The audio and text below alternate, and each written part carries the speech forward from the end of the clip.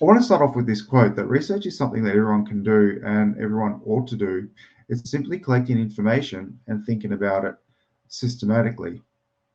And the quote by an Australian social scientist. And the reason why I like that quote, it's really two parts. It's something that every research, and we're going to speak about this today, research that is something that everyone should be doing or being involved in, but there's a process to that as well, and the process is really important.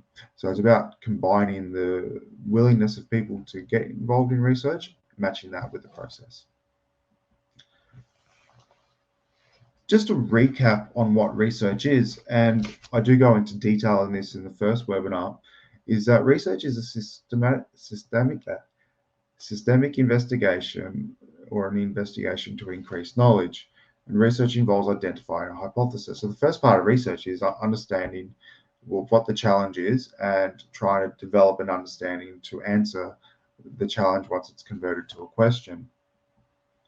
Some examples of research is exploratory research, what causes spinal cord injury, clinical research, so once you've established the cause of something, trying to then medically intervene and what have you.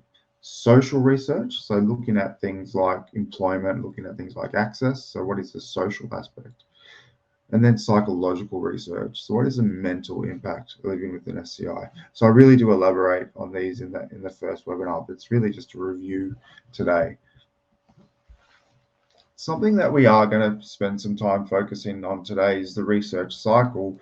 And obviously in the introduction spoke about how research is a system and how there's a process involved. And obviously, through identifying a research question, then designing the study, and all the way around to sharing the findings. So we spoke about how this works, but then today we really want to focus on the ability for people to get involved in this cycle and the benefits of people with lived experience, as well as the broader community getting involved in this process as well.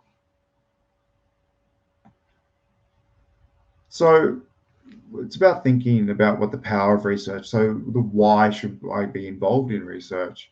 And I think about this really simply, is that research has the ability to positively impact the quality of life of people living with a spinal cord injury and addressing the challenges that we face. For me, the biggest thing when I think of this is that research leads to change. As people with spinal cord injuries and part of the broader community, we all have different issues that we deal with that impact our ability to live independently, engage the community, and function as we want to. And the way I see research is that research has the ability to impact that change. And as we'll go through today, part of that change is our involvement to help the research cycle understand what change is needed. So some of those challenges, and please feel free, if you have something different to these, some of the challenges that you're facing, please feel free to put that into the chat that people face. And these are fairly common. So things like pain management, where it's a physical issue, but that could impact you engaging the community through transport as well. And we'll elaborate on how we can take these challenges and plug them into the research cycle later. And all these challenges fit into the bigger picture.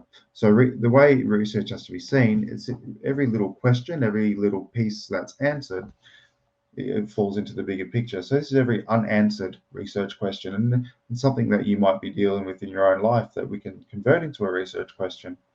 Part of that then falls into the bigger quick picture, and whether that's pain management, whether that's spasticity, whether that's a social issue, that's something that you're dealing with, it all fits in to the larger picture.